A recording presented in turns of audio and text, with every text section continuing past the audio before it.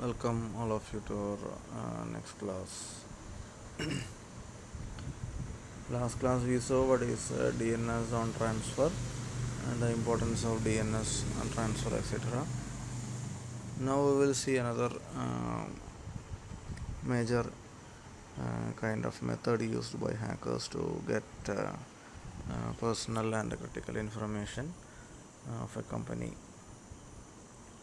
that is social engineering. From the name itself you can say that there involves a main factor of social communication. As part of social communication we may share many information, but always we must be cautious in not sharing some critical information, some official or personal information while doing such social communication. Similarly, there will be many hackers who may be influencing us to get our personal and professional information or critical passwords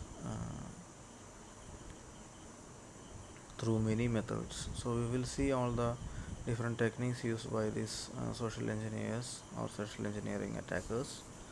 So this is a way of collecting information, main both through physical contact or through digital means. In any way they are trying to get the vital information or critical information that we have. Now we will see various techniques used by the social engineers to get the information. First one is urgency. I need the information now or the world will come to an end. You also might have received many messages saying that you are the last person to get this benefit. All others might have got. You are the last one, and this is your last opportunity to doing so. Mm, Something similar to that. So you may be influenced by these kinds of messages, and you may click on certain links, or you may dial some numbers given in that message. So such kind of messages are always traps. So you try to avoid such situation. You try to keep maximum distance from such kind of traps. For example, a social engineer might tell a user he needs information quickly or the network will be down for a long time. Professionally, they may get such messages. Your network is under threat. We are here to help you out. Give us this information so that we can detect and correct all the errors in your network, and something similar to that. And we common people may be receiving such messages saying that your credit card or debit card is going to expire soon. Share your your account information with us, like that. You may receive common people may receive such messages. Don't try to react to such messages. That is the safest thing we can do. And the next kind of technique is quid pro quo. That means I can make your life better if you give me the information I need. That means a social engineer might promise the user faster internet access. In last few before few years, 1 or 2 years back, as data was one of the costliest resource in our cyber world, many such hackers prepared some messages saying that if you click on this link you will get this much data free of cost, something like that. They may try to attract to them by giving such kinds of attractive messages. So whatever is costlier, they will tell you that I will give you free of cost. You if you click on this link, or if you enter some information on the site provided, something like that. So always keep a distance from all these kinds of messages. And the next one is status quo. That means everyone else is doing it, so you should too. By using the names of other employees, a social engineer can easily convince others to reveal their passwords. This strategy we can see everywhere, even in the case of a marketing salesperson. If somebody comes to our home for selling some product, they may say that your neighbor, one of your neighbor has bought this item, um, and many others from this particular area have have bought this item. Like that, they will try to convince us. Okay, that is a common strategy used by almost every person. So as a professional, you must not get trapped in such kind of traps. So that is one important technique used by social engineers. Another one is kindness. That's an emotional blackmailing, you can say. This tactic is possibly the most dangerous weapon. People want to help those who are kind to them. Somebody showing sympathy to us will be more uh, acceptable to us. Okay, we like such persons uh, who are kind to us, or who shows sympathy to us, or who is taking maximum care of us. So such kind of emotional blackmailing may be happening in the cyber world by social engineers. It's easier to catch flies with honey than with vinegar. So all such kind of traps will be like that. They'll be having honey, so will be attracted more to such kind of traps. So in the professional life, there is no place for any kind of sympathy or any kind of love or something like that. We should never reveal our professional information with anybody. mm, Even a friend. We think we should never share any information with your friends, or more importantly, you should never share any such information with nobody. Okay, that is the safest position we can take. Next one is position. That means convincing an employee that you are in a position of authority in the company can be a powerful means of gaining information. That means somebody may call you, or somebody may contact you saying that he is a higher official, he needs this information from you in order to update something or something like that. Some messages may come to you, but before giving any critical information or sharing any critical information with them, you must make sure that he or she is genuine. And most probably, your personal or your professional passwords or critical information is not needed for any higher officials to do anything.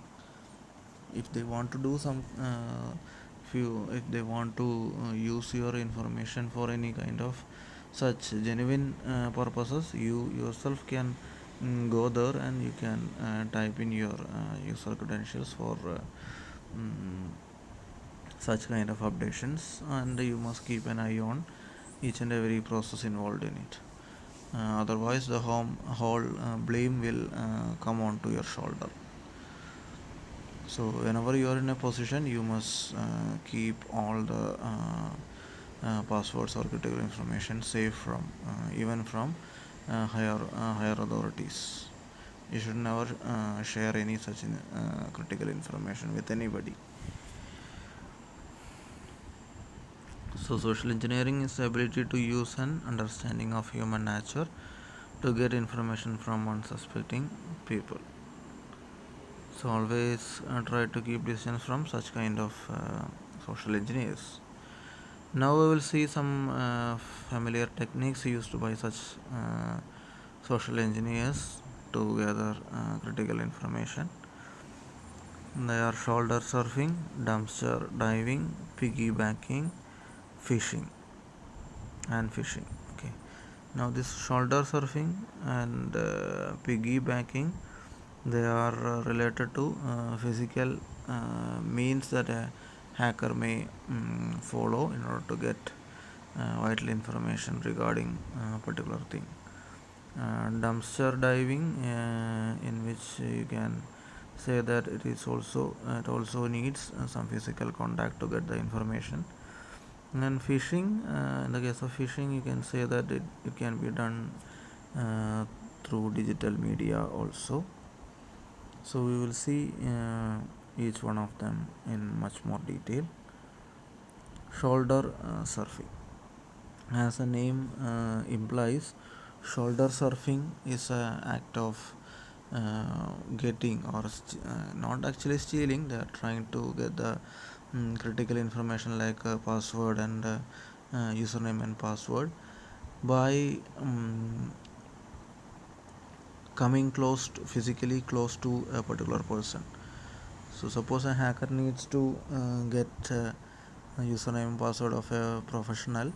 He may approach the professional. He may be a friend of that professional, or he may be a visitor. Anyway, he approaches the professional who is sitting in front of his system, and he may make some loose talks also. Anyway, he wants to know what is the username and password that is used by the professional to unlock the system, or to log in into his professional area. Anyway, he will stand or sit near to you in your professional area, and he will try to watch or listen to the username and password you are typing in your computer. So a professional should never use his critical information in the presence of somebody else, especially somebody uh, with a suspicious nature. So shoulder surfing refers to the act of obtaining personal or private information through direct observation. So looking over a person's shoulder to gather pertinent information while the victim is oblivious. It's a skilled act by reading what users enter on their keyboards, especially login names and passwords. So, what are the countermeasures, or how we can block such kind of shoulder surfing attacks? First one is educating users not to type logon names and passwords when someone is standing directly behind them. So even if somebody is behind us, we may think that they are not noticing what we are doing, but that is the safest position that a hacker can take for keeping an eye on your typing pattern. So we should never type in our username and password in the presence of somebody else. And second one, caution users about typing passwords when somebody nearby is talking on a cell phone. We may think that doing um they are communicating on their phone genuinely, but they may be fooling us. Their camera might be on, so using their back camera, rear camera, they may be shooting what we are doing, so they can easily understand the password and username we are typing in later by watching the video. So physically there should not be the presence of any person in our professional area while we are dealing with such critical information. Now next one, make sure all computer monitors face away from the door or the cubicle entryway. Even from outside, also outside of our cabin, our system should not be visible to any person. That's the most important thing we have to uh, take care of while uh, doing our job in a cabin. Warn your users to change their passwords immediately if they suspect somebody might have observed them entering passwords. So, whenever an employee thinks that somebody else has noticed um, while he is entering his username or password, then he has to change the password immediately. Don't take any risk in professional and personal life. So that's all about social, or shoulder surfing. Now we are going to the next technique, that is dumpster diving. Dump. The name dump means dumping something, waste. So what an hacker can do with a waste? Uh, Sometimes this waste may be a costlier resource if that waste contains some critical information. In professional life or personal life, whenever we get some urgent call, when we get some information urgently, then we have a normal practice of taking down that critical information on a piece of paper. We always use a piece of paper to note down many critical information, especially when we get it on phone, or whenever we get it on urgent basis. We may take down it, note it down on a piece of paper, and we may make it digital. But what happens to that paper? We may simply put it into the dustbin. If we do so, a hacker can easily recover that critical information from that piece of paper in the dustbin. So whenever we are writing down some critical information on a piece of paper, uh, try to dispose that paper so that uh, no one will recover the data from that piece of paper. Either you burn it out, or you make that paper into pieces. You don't out. Okay. So these are the main things you have to take care while noting some important information in papers. So a dumpster diving, it's looking for treasure in someone else's trash.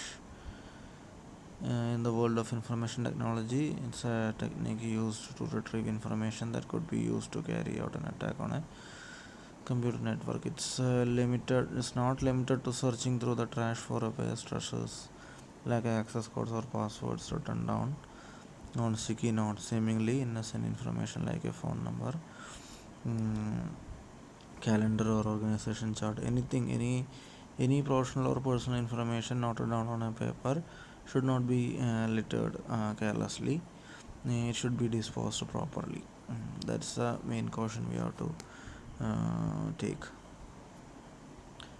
Now, here are some items that can be useful to dumpster divers. We may think that these are not important, but for a skilled hacker, all these are really like treasures. So, financial reports, inter-office memos, discarded computer programs, company organizational charts, resumes of employees, company policies or systems and procedure manuals, professional journals or magazines, utility bills, solicitation notices from outside vendors, regional manager reports, quality assurance report, risk management reports, minutes of meeting. All these are very vital information or treasures as far as a skilled hacker is concerned. For us, these may not be revealing much details regarding a company, but for them, this may be enough for a skilled person. So, in disposing all these kinds of information, we must take maximum care, so that a dumpster diver will never recover details from such kind of disposed materials. To prevent dumpster divers from learning anything, valuable from your trash expert recommends that your company establish a disposal policy. Okay, while making something waste, then these steps should be taken before making it a waste. That means a normal procedure that any company can accept is shredding all the unwanted papers, waste papers before giving it for recycling. So we must shred them in a cross-cut shredder before being recycled. All storage media is erased when, in the case of a digital equipment, whenever we transfer digital media for recycling, then all the information inside that media should be erased. We must make sure this point. If you are not doing so, then from the recycled point, a hacker can get this digital equipment, and he can recover many information which are stored in it. And there are many recovery software, paid and free software available for recovering some deleted information. They are designed for good purposes. Anyway, hackers can exploit them also. So in the case of digital media, we must take maximum care when giving them for disposal or for exchange. Whenever we exchange our phone or a laptop with a new one at a shop, we must take maximum care. Otherwise, they will make use of the information in that device for bad purposes also. Now, next thing is piggybacking. You might have heard this term related to networks, that is adding some extra information along with some genuine information. So here also piggybacking. In this method, attackers use to gain access to restricted areas in a company. They may accompany some person he or she knows, and that person may be an authorized person, and he enters all the critical areas um, or restricted areas of the company, and along with them, this one also follow. These person hackers also follows with those authorized persons. So an authorized person, as far as a professional is concerned, he should take maximum care in not taking anybody with them to such a restricted or critical areas where restriction is where entry is restricted. So usually we have many security professionals in our company, but a person who is coming along with a authorized person will not be noticed. Okay, that is the main problem. So we as a professional, we have to take maximum care in not taking any person with us to such kind of um, important areas. So piggybacking is trailing closely behind an employee who has access to an area without the person realizing you didn't use a pin or a security badge to enter the area. In all good companies, there will be many such restrictions put forward for restricting the entry of people into such restricted areas. But even then, in many places, some doors are locked or operated uh, with the help of ID cards or with the help of biometric information. So an authorized person may be using his card or his biometric information to unlock the door, but along with you, some friend or a hacker who is impersonating himself as your friend may be entering to that particular area along with you. So such kind of entry should be avoided. For a better personal life, you must not entertain any person entering into such critical area along with you, any unauthorized person. Okay. Now That is about piggybacking, and what are the preventive measures that we may take in order to block such kind of piggybacking attacks. Use turnstiles, that means a form of gate which allow one person to pass at a time. So even if you have a door which is operated using biometric authentication or by ID card authentication, if it is not allowing a single person only to enter at a time, it is of no use to block such kind of piggybacking attack. So that so we have to take maximum care in establishing or deploying such kind of turnstiles. That means it's a form of gate which prevents entry of more than one person at a time. So only the authorized person, only one authorized person who authorizes himself with biometric authentication or ID card authentication can enter that particular critical area, restricted area at a time.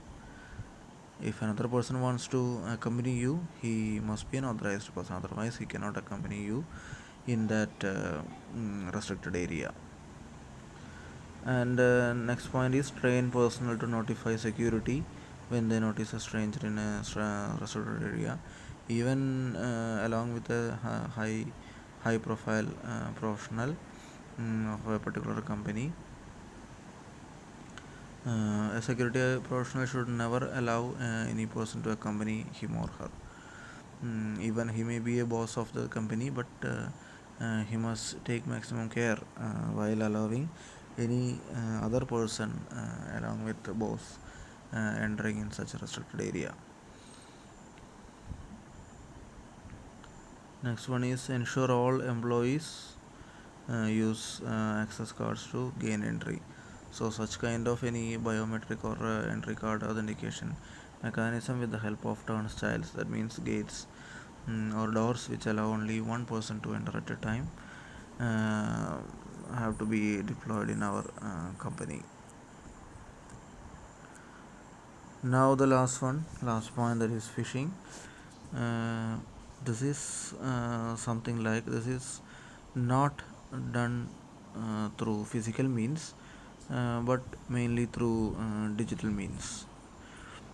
Fishing, as the name implies, we all know how to catch a fish. We will have a fish catching stick, and at the end of which we will have a trap, and that trap will contain normally an earthworm or some food that attracts the fish. So fish will be attracted by this food, and it will get trapped, and we will catch that fish.